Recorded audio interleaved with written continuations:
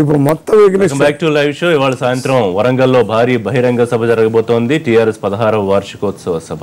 తెలకపల్లి రవి గారు, సో ఇంత స్థాయిలో రికార్డు స్థాయిలో 10 నుంచి 15 లక్షల మంది వస్తారని అంచనా చెప్తున్నారు టీఆర్ఎస్ నాయకులు. అంటే ఈ 3 ఏళ్లు చేసిన ప్రగతిని నివేదిస్తూ వచ్చే 2 ఏళ్ల ఎలక్షన్ లోపు ఏం చేస్తాం అనేది వాళ్ళ ప్రధాన ఉద్దేశం. అయితే ఇది ఒక బల నిరూపణ సభ కూడా చూడాల్సిన అవసరం ఉంది. తప్పనిసరిగా అలాంటి వాతావరణాన్ని ముఖ్యమంత్రి తీసుకొచ్చారు. ఇక్కడ ముఖ్యమంత్రి, అక్కడ ముఖ్యమంత్రి కూడా ముందస్తుగా ఎన్నికలు వస్తాయని, దాన్ని మేము సిద్ధంగా ఉన్నామని, మళ్ళీ మేము గెలుస్తామని, సర్వేలు చేయించామని, ఇవన్నీ కూడా సాధారణంగా ఆ పార్టీ 15వ వార్షికోత్సవము నేను 2001లో జరిగినప్పుడు కూడా అక్కడే ఉన్నా. ఉదాహరణకు 1, 2 ప్రాంతాలు చాలా భారీగానే ఆ పని జరుగుతూ వచ్చింది. అధికారంలో కూడా ఉన్నారు. హంగు ఆర్భాటాలు అన్నీ ఉన్నాయి. మల్లు రవి దాకా చెప్పినట్టుగా కూలీ చేస్తే వాళ్ళకి లక్షల రూపాయలు కూడా వస్తున్నాయి. కాబట్టి అది పెద్ద సమస్య కాదు. కానీ ఇందాక మనం చేసిన ఉస్మానియా చర్చ నేపథ్యంలో ఇలాంటి వాతావరణం, ఒకవైపునేమో ధర్నా చౌక్ ఎత్తివేయద్దని అక్కడ నిరంతరంగా ఉద్యమాలు జరుగుతున్నాయి. ఇంకా చాలా న్యాయస్థానాలు అక్షింతలు వేస్తున్నాయి. ఈ నేపథ్యంలో ప్రభుత్వం ఆత్మపరిశీలన చేసుకోవడానికి ఇది ఒక వేదిక. అయితే ఆనందించడం అధికారంలోకి వచ్చామని అది ఒక భాగం. ఒక టీఆర్ఎస్ కార్యకర్త కూడా మొన్న ఆత్మహత్య చేసుకున్నాడు. ఆత్మహత్యలు అనేవి దురదృష్టవశాత్తు మన చర్చల్లో గత 10 ఏళ్ల నుంచి ఏదో రూపంలో వస్తుంది. టీఆర్ఎస్ కార్యకర్త కూడా ఒక లేఖ రాసి మరి అంటే ఉద్యమ కాలంలో ఎటువంటి ఆత్మహత్యలు, సూసైడ్ నోట్లు చూసాము. దాదాపు అదే టీఆర్ఎస్ తెలుగుదేశం వాళ్ళకి ఎక్కువ ప్రాధాన్యత ఇతర పార్టీల నుంచి వచ్చి. కాబట్టి టీఆర్ఎస్ అంతర్గత పరిస్థితి కానీ ప్రభుత్వంలో ఉన్న ప్రజాస్వామిక విధానాలు, వాగ్దానాల అమలు కానీ అనేక లోపాలు తీవ్రమైనటువంటివి ఉన్నాయి. ముఖ్యంగా ఈ నిరసనను, విమర్శను సహించలేకపోవడం అన్నటువంటి కేసులు పెడతామని కూడా మొన్న వారు. మీరేమో మాట్లాడడం లేదు. మాట్లాడి మీరు కన్విన్స్ చేసుకుంటే మీరు మాట్లాడకుండా మౌనం పాటిస్తున్నారు. ఇతరులనేమో మాట్లాడినవాడు ఎవరు మాట్లాడకపోతే ఇంకా ఈ తెలంగాణ సమాజం, ఈ రాష్ట్ర సాధన ఇది ఎందుకు జరిగిందనే ప్రశ్న కూడా వస్తుంది. బహుశా వరంగల్లో కేవలం ప్రశంసలకే కాకుండా అటువంటి ఒక ఉండాలని మనం కోరుకుంటాము. ఉంటే ఆ పార్టీకి, రాష్ట్రానికి, ప్రజలకు మరి ముఖ్యంగా అది మంచిది. లేదు కేవలం అంతా బ్రహ్మాండంగా ఉంది, నల్లేరు మీద బండిలాగా నడిచిపోతుంది, మా విజయ్ దుందుబులే ప్రతి చోట వినిపిస్తున్నాయని వాళ్ళు అనుకుంటే అప్పుడు దాని ఇందాక చరిత్ర, దాని గమనం అది ఉంటుంది. విజయ్ దుందుబులేనా లేకపోతే ప్రతిపక్షాలు విమర్శిస్తున్న ఇష్యూస్ అక్కడ ఖచ్చితంగా అయితే వచ్చే అవకాశం లేదు. పైగా ప్రతిపక్షాలు నిన్న శాడిస్టులను కూడా అన్నారు హరీష్ రావు గారు, అభివృద్ధి నిరోధకులు అన్నారు. మళ్ళీ అదే విషయానికి మరోసారి గట్టిగా ముఖ్యమంత్రి చెప్తారు ఇవాళ, అంతేనా? ఇప్పుడు సదస్సు సభలు నిర్వహించుకోవడానికి వాళ్ళకు పూర్తి అధికారం ఉందని ఎవరు కాదనట్లే. కానీ తెలంగాణ రాష్ట్ర సమితి అధికారంలోకి రావడం కోసం ఈ తెలంగాణ ప్రజలకి ఏదైతే హామీ ఇచ్చారో 60 సంవత్సరాల కళని సాకారం చేసుకోవడానికి ప్రజలందరూ సహకరించి మీకు అధికారం ఒప్పచెప్పారో వాటన్నిటిని ఒమ్ము ఈ 3 సంవత్సరాలు చేశారు. కాబట్టి ఫస్ట్ సభ మొదలు పెట్టడానికంటే ముందు తెలంగాణ ప్రజానికానికి క్షమాపణలు చెప్పి మొదలు పెట్టాలి. ఎందుకంటే మరీ గుడ్డిగా విమర్శిస్తున్నాయా అంటే 3 ఏళ్లలో అసలు మొత్తం ఏమీ చేయకుండా ఎంత భారీ సభలు ఎట్లా చేసుకుంటుంది ప్రభుత్వం? ఎంతో కొంత ఖచ్చితంగా చేసి ప్రగతి భవన్లో మటన్ బిర్యానీలతో, చికెన్ బిర్యానీలతో ఈ రోజు గొల్లోళ్ళు గుర్తొచ్చారు, చేనేత కార్మికులు గుర్తొచ్చారు, ముదిరాజులు, బెస్తోళ్ళు గుర్తొచ్చారు. మరి 3 సంవత్సరాల నుంచి వీళ్ళందరూ ఎందుకు గుర్తు రాలేదు? నిన్నగాక మొన్న మామూలుగా వరుసగా 3 సంవత్సరాల ప్రభుత్వంలో మొదటి సంవత్సరం కరువు వచ్చింది, కనీసం కేంద్రానికి నివేదిక ఇవ్వలే. రెండో సంవత్సరం నివేదిక ఇస్తే 790 కోట్ల రూపాయల కేంద్ర సాయం వస్తే రైతులకు ఇన్పుట్ సబ్సిడీ ఇంతవరకు ఇవ్వలే తెలంగాణ ప్రాంతంలో. ఈ రోజు వచ్చే సంవత్సరం నుంచి, ఇప్పుడు కూడా కాదు వచ్చే సంవత్సరం పండిన పంటకి మద్దతు ధర ఇవ్వకుండా ఎరువులకు మాత్రం సబ్సిడీ ఇచ్చి 4,000 చొప్పున ఫస్ట్ ఏమో ఏడాదికి ఒక 6,000 అన్నారు, రెండోసారి ఏమో 2 పంటలకి మామూలుగా 4,000 చొప్పున 8,000 అంటున్నారు. ఇవాళ మంచినీళ్ళు దొరక్క చచ్చిపోయేటోని ఆదుకోమని మనంటే రేపు నువ్వైతే బతుకు కానీ నీకు మామూలుగా అప్పుడు బిర్యానీ పెడతా లేకపోతే టానిక్ ఇస్తా అని చెప్పేసి అనంటే ఇది ఎంతవరకు సహజం? కాబట్టి ఈరోజు తెలంగాణ ప్రజానికాన్ని నట్టేట ముంచే ప్రయత్నం చేసి మాయమాటలతో ఒమ్ము చేసి ప్రభుత్వాన్ని గడుపుకునే ప్రయత్నం చేస్తూ ఉంది ప్రభుత్వం. ఇప్పటికైనా చెయ్యాలనే ఆలోచనతో చేస్తున్నదా, మళ్ళీ ఇంకోసారి మోసం చేయడానికి ప్రయత్నం చేస్తుందా అనేది వాళ్ళ ఆత్మవిమర్శ చేసుకోవాలి.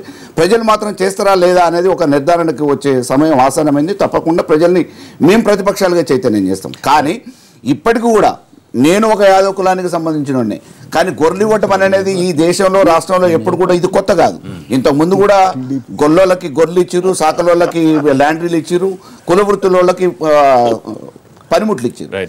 కానీ ఈరోజు కొత్తగా ఇస్తున్నట్టు, కొత్త సాంప్రదాయాన్ని తీసుకొస్తున్నట్టు దాన్ని ఏదో మామూలుగా ఒక పెద్ద సినిమాలో ప్రొజెక్టర్ వేసి చూపిస్తున్నారు. కానీ ధర్మారెడ్డి గారు ప్రగతి భవన్ లో ఏదైతే చెప్తున్నారో దాంట్లో చిత్తశుద్ధి లేదు. ధర్మారెడ్డి గారు అధికార పార్టీ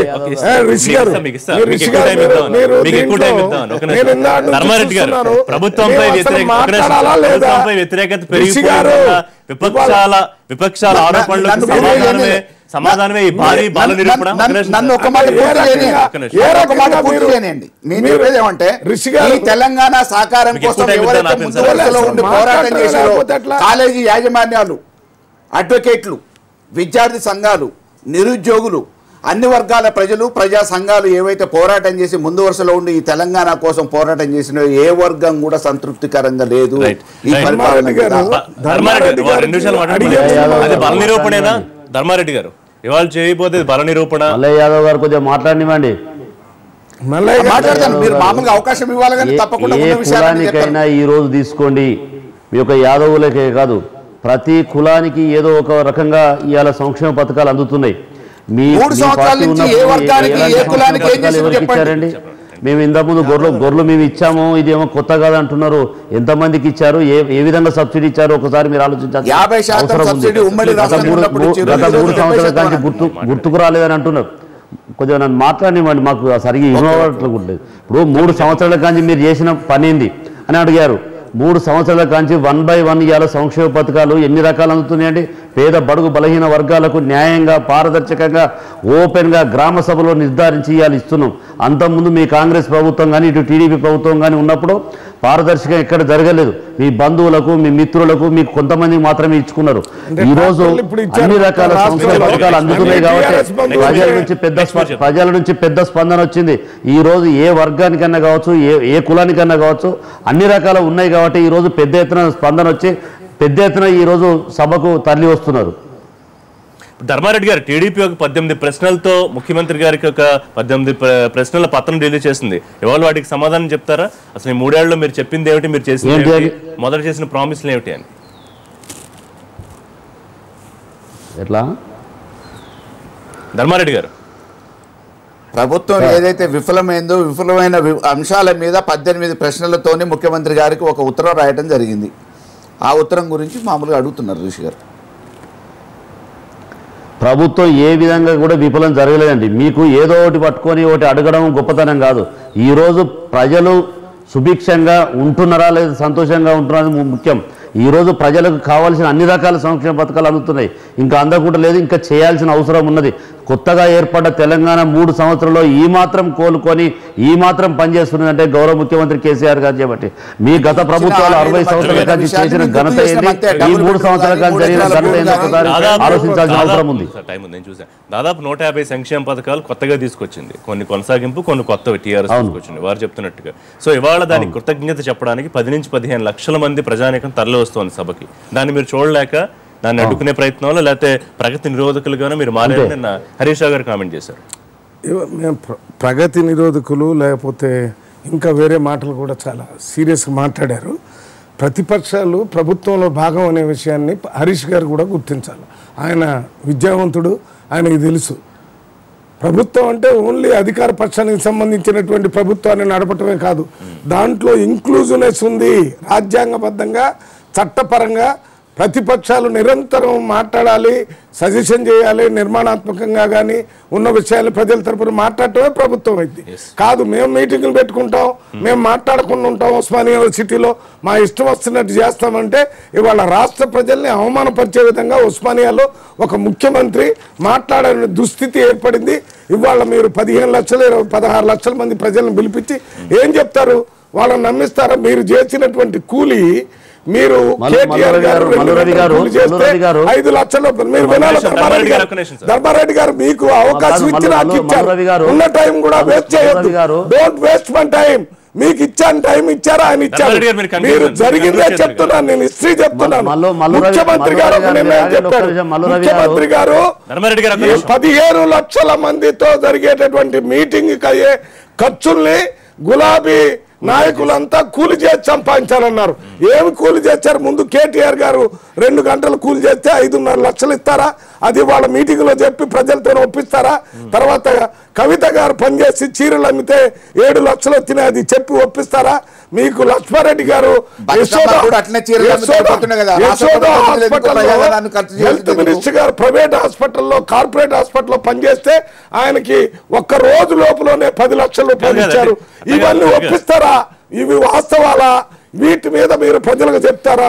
ఇది కాకుండా 2 గదులు ఇళ్ళు మొత్తం కట్టించామని పెద్ద అడ్వర్టైజ్మెంట్ ఇచ్చారు. ఇవాళ మొత్తం 9 జిల్లాల్లో ఎక్కడైనా కట్టారా? 3 సంవత్సరాలు అయింది. ఇవి కాకుండా దళితులకి గిరిజనులకి 3 ఎకరాల భూమిని మేము ఇచ్చామని చెప్తున్నారు. అందరికీ ఇచ్చామని చెప్పి ఒప్పిస్తారా? మీరు రైతులకి 4 కిస్తీల్లో ఇచ్చిన తర్వాత వాళ్ళ పుస్తకాలు ఇప్పుడు బ్యాంకుల నుంచి బయటకి ఇస్తారా? ఎన్ఓసి ఇస్తారా? ఇవన్నీ 15 లక్షలు కాదు, 1 కోటి మందితో మీటింగ్ పెట్టి మీరు చెప్పిన అబద్ధం నిజం కాదు. ఇవన్నీ అబద్ధాలు. మీరు పెద్దగా మాట్లాడి మేము మీటింగ్ పెట్టామని చెప్తే అది జరిగేది కాదు. అక్కడ చెప్తున్నాను. కొన్ని పత్రికలు రాసినట్టుగా ఇది ఒకటి, ఇదిగో ఇది మా బలం, ప్రభుత్వ బలం, ప్రభుత్వానికి వ్యతిరేకత లేదని చెప్తూ ముందస్తు శంఖారావంగా కూడా చూడాల్సిన అవసరం ఉందా? ఇప్పుడు ముందస్తు శంఖారావం అనేది ఇవాళ జరిగే మీటింగ్ కాదు. ఇది 2 నెలల నుంచి ముందస్తు శంఖారావం నడుస్తూనే ఉంది. ఒక మ్యాచ్ ఫిక్సింగ్ అయిపోయింది. అక్కడ కేంద్రంలో ఉన్నటువంటి మోడీకి, ఇక్కడ ఉన్నటువంటి కేసీఆర్ కి ఏంటంటే వీరు మాట్లాడుకొని ఎన్నికల్లో వాళ్ళు మాత్రం 75% చేసిన తర్వాత ప్రతిపక్షాలకు సమయం లేకుండా చేయాలనుకుంటున్నారు. కానీ ప్రజలు ఆల్రెడీ వాళ్ళకి అర్థమైపోయింది, వాళ్ళు రెడీగా ఉన్నారు. ఇప్పుడు రాని ఎన్నికలు వస్తే మనం ఏం చేయాలనేది అది చెప్పడానికే మీరు ఉస్మానియా యూనివర్సిటీయే పెద్ద ఉదాహరణ. అక్కడ మాట్లాడలేనటువంటి పరిస్థితి ఉంది. ఇక్కడ ప్రజల దగ్గర మనం ఏం మాట్లాడలే చెల్లిద్దని అనుకుంటున్నారు తప్ప. ఇప్పుడు గోబెల్ అని ఉన్నాడు కదా మంత్రి, ఒక్క మాట గోబెల్ అని ఒక కేబినెట్ మినిస్టర్ ఉండేవాడు. ఆయన అబద్ధాలు చెప్పడానికే ఉండేవాడు. ఇవాళ ప్రభుత్వం మొత్తం అబద్ధాలు చెప్పడానికే. అబద్ధాలు కాకపోతే ఆ కూలిని నిజమని చెప్పమనండి. మేము కూలి వచ్చిందనేది ధర్మారెడ్డి గారు ఎవరు చేసినా ఆ లక్షలు ఎట్లా చెప్తారు?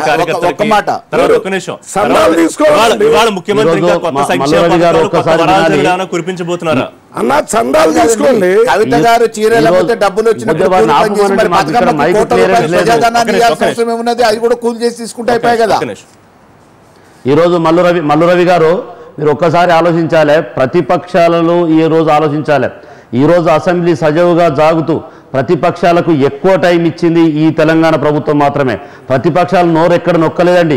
మాట్లాడడానికి అవకాశం లేక మీరు మాట్లాడలేదు, మాట్లాడాల్సిన పాయింట్లు మీకు దొరకక మాట్లాడలేదు తప్ప ఈరోజు ప్రతిపక్షాలు అన్నీ కూడా నోరు నొక్కినని మీరు మాట్లాడుతున్నారు. ఒకవేళ నోరు నొక్కి ఉండి ప్రజలు గ్రహించి ఉంటే ఈరోజు 15 లక్షల మంది ఏ విధంగా వస్తారో మీరు ఒక్కసారి ఆలోచించండి.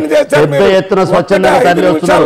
ముఖ్యంగా ఈరోజు ట్రాక్టర్ల రైతాంగం అంతా కూడా ట్రాక్టర్ల మొత్తం కూడా ఈరోజు రైతాంగం అంతా ట్రాక్టర్లు కూడా వేసుకొని ప్రజలు స్వచ్ఛందంగా మీటింగ్ వస్తున్నారు. మీరు అదే ఒక్కసారి చెప్తూనే ఉన్నారు. స్వచ్ఛందంగా రైతులు డబ్బులు పెట్టుకొని వస్తున్నారా? ట్రాక్టర్ స్వచ్ఛందంగా ట్రాక్టర్లు వేసుకొని వస్తున్నారండి. ఈ రోజు స్వచ్ఛందంగా రైతులు మొత్తం గ్రామాన మీరు ఎంక్వైరీ చేసుకోండి. ఈ రోజు సాయంత్రం కల్లా మీ ఏజెంట్లు ఉంటే కనుక్కోమని చెప్పండి. గ్రామాలలో కనీసం మీకు ఇన్ఫర్మేషన్ ఇచ్చే ఏజెంట్ కూడా ఈ రోజు గ్రామాలలో లేకుండా తరలి వస్తున్నారంటే ఒక్కసారి మీరు ఆలోచించాల్సిన అవసరం ఉన్నది. ఈ రోజు కూలి పని గురించి అంటారు. మీరు వాస్తవం గ్రహించుకోండి. ఖచ్చితంగా ఇలా మేము అమాలి పని చేసిన కాడ అమాలికి ఈ రోజు ఎంత అయితే వస్తుందో, మేము ఒక 200-250 మంది పోయినప్పుడు వాళ్ళు 1-2 లక్షలు ఇవ్వడంలో తప్పేముందండి? ఈ రోజు పెద్ద ఎత్తున వాటికి 2 గంటల ఐస్ అమ్మితే ఐస్ క్రీమ్ అమ్మితే ఏం మాట్లాడుతున్నారు? కూలిని అవమానపరచకండి. మేము కూలి చేసి చదువుకున్నాం. కూలి ఆత్మగౌరవానికి ప్రతీక. చందాలు తీసుకోండి ధర్మారెడ్డి గారు, చందాలు విరాళాలు తీసుకోండి. చందాలు తీసుకునే అలవాటు మీకండి. చందాలు తీసుకునే చందాలు పర్సంటేజ్ చందాలు తీసుకునే అలవాటు మీకు. ఈ ప్రభుత్వానికి కాంగ్రెస్ ప్రభుత్వానికి చందాలు పర్సెంటేజ్ మూటలు కట్టుకోవడం కాంగ్రెస్ దుస్థితి అది.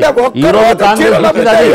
ఈ రోజు మేము స్వచ్ఛందంగా మేము బహిర్గతంగా పబ్లిక్ లకు వచ్చి ఈ రోజు ఓపెన్ గా కూలి పని చేస్తున్నాం. అదే మీరు సాటుకు దందాలు చేసి సాటుకు పర్సెంటేజ్ తీసుకున్నారు. మేము ఈ రోజు ఓపెన్ గా అన్ని టీవీల ముందు అన్ని టీవీలు చూస్తా ఉంటే ఈ రోజు కూలి పని చేసినవి తప్ప ఏ దొంగ పని చేయలే కదా, ఏ పర్సెంటేజ్ తీసుకోలే కదా. ఈ రోజు బ్లాక్ మనీ పెట్టి తరలించుకోలేదు కదా, మీలాగా డబ్బులు పర్సెంటేజ్ అంటాడు. మనం అక్కడ మీరు పర్సెంటేజ్ తీసుకొని లంచాలు తీసుకొని చేసామని ఈ రోజు మేము ఓపెన్ గా పబ్లిక్ చూస్తాంటే కూలి పని చేస్తాం. మేము సాటుకు తీసుకోలేదు, పబ్లిక్ తీసుకుంటే కూలి పని చేస్తాం. యశోద హాస్పిటల్లో ఒక్క రోజు పనిచేసి 10 లక్షలు తీసుకుంది కూలని ఎందుకంటారు? ఎందుకంటారండి అది సాటుకు తీసుకుంటే లంచం అవుతుందండి. మీరు ఆన్ అకౌంట్ తీసుకున్నారు, పబ్లిక్ మీడియా చూస్తుంటే తీసుకున్నారు. పబ్లిక్ మీడియా చూస్తుంటే డబ్బులు ఇచ్చిన దాన్ని ఓపెన్ గా చెప్పి తీసుకున్నారండి. మీలాగా సాటుకు తీసుకోలే కదా, మీలాగా బ్లాక్ మెయిల్ చేసి తీసుకోలే కదా. మరి అంటే లంచం వాళ్ళు విరాళాలు కూలి పని చేసిన పనికి ఓపెన్ గా తీసుకున్నప్పుడు అది పని చేశారు. ఒక్క రోజులో పని చేస్తే 10 లక్షలు ఇస్తారు, 10 లక్షలు ఇస్తారు, 20 లక్షలు ఇస్తారండి ఓపెన్ గా అకౌంట్. రేపు అకౌంట్ చూసుకోండి అక్కడ. అది యశోద హాస్పిటల్ అడగాల్సిన అవసరం ఉంది మీకు. తీసుకున్న వాళ్ళని తప్పు లేదు, యశోద హాస్పిటల్ అకౌంట్ ఉందా లేదా చూసుకోండి. మీ విజ్ఞతకే వదులుతున్నారు, వ్యక్తి కాదు. రేపు ప్రజలు అడుగుతారు. రవి గారు సార్ ఇప్పుడు దీని మీద పెద్దగా ప్రజలు కాదు, తీసుకునే వాడికి తప్పులేదు, ఇచ్చేవాడు అకౌంట్ చూపిస్తున్నాడా లేదా కావాలి. మీలాగా పర్సెంటేజ్ తీసుకున్నా కాదు ఎక్కడ అకౌంట్ సాటుకు మూల్యాలు తీసుకున్నారు. మేము నేట్ గా తీసుకుంటాం కూలి పని కాదు. ఇష్యూ మొత్తం ప్రగతి నివేదన గురించే, ఓన్లీ గులాబీ కూలి గురించే రవి గారు. అవునబ్బా, ఇప్పుడు అక్కడ మీరు ప్రగతి గానీ పార్టీ పటిష్టంగా ఎదుగుతుంది, పార్టీకి బలోపేతం పెద్ద ఎత్తున మద్దతు జరుగుతుందనే ఉద్దేశంతో చేస్తున్న ఈ మాటలు. ధర్మారెడ్డి గారు అండ్ రవి గారు టీఆర్ఎస్ వాళ్ళు విరాళాలు సేకరించుకొని ఉంటే బాగుండేది. దానికి కూలి అని పేరు పెట్టి విరాళాన్ని కొంత వినోదంగా మార్చారు. రెండోది కూలి. అవునండి, కూలి పని చేసి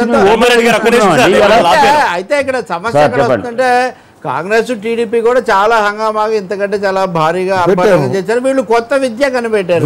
ఇప్పుడు ఈ విద్యలో ఇప్పుడు లంచం అని 10 సార్లు రవి గారు అనొచ్చు, కానీ ఇలాంటి ఆరోపణలు కుంభకోణంలో కూరుకుపోయినటువంటి నేపథ్యం ఈ పెద్ద పెద్ద పాలక పార్టీలకు ఉంది. టీఆర్ఎస్ అంతకంటే భిన్నంగా ఏమి లేదని వాళ్ళు నిరూపించుకున్నారు. ఎందుకంటే ఐస్ క్రీమ్ అమ్మితే ₹1,00,000 ఎవరు ఇవ్వరని అందరికీ తెలుసు. కాబట్టి ఇందాక మనం మాట్లాడుకున్న కాంట్రాక్ట్ కార్మికులకు, ఆ మున్సిపల్ కార్మికులకు అసలు తెలంగాణలో ఉపాధి హామీ బకాయిలు చాలా ఎక్కువగా ఉన్నాయి. నిజమైన కూలీలు ఎవరైనా ఉంటే వాళ్ళ మీద మన కేసీఆర్ గారు ప్లీనరీలో లెటర్ కూడా పెట్టారు. ఏమని? ఇది రైతులకు అనుసంధానం చేయాలని, కూలీలు దొరకకుండా పోతున్నారని. నిజమైన కూలీల మీద నిజానికి ఏం సానుభూతికి అక్కడ మాట్లాడలేదు. ఆ సంగతి పక్కన పెడితే ఇప్పుడు తెలంగాణలో ఈ అప్రజాస్వామిక విధానాలు మార్చుకోవడానికి ప్రభుత్వం ఏం చేస్తుందా లేదా? టీడీపీ మిత్రులు ఇక్కడ ఎంత మాట్లాడినా కానీ ఇటు టీడీపీ అటు టీఆర్ఎస్ రెండు బీజేపీకి ప్రత్యక్ష పరోక్ష మిత్రులుగానే వాళ్ళు చేస్తున్నటువంటి పరిస్థితి ఉంది. మరి టీడీపీ రాజకీయ వ్యూహం అంటే మనకు తెలియదు. అలాగే కాంగ్రెస్ పార్టీ వాళ్ళ ఐక్యత ఇవన్నీ అంటే ప్రతిపక్షాల వైపు నుంచి జరిగేది ఏంటి? వామపక్షాలు సంఘాలు ఇప్పుడు ధర్నా చౌక్. రవి గారు మీరు ఒక అనాలిసిస్, మీరు ఒక ఎడ్యుకేషనలిస్టు. రవి గారు మీరు ఇవాళ ఒక విద్యావేత్తగా మీరు చేసే కూలికి ఒక్కసారి రవి గారు వినాలి. మీరు ఈరోజు ఒకే ఒక పని చేసిన దాంట్లో ఒక వారికి ఒక కూలి.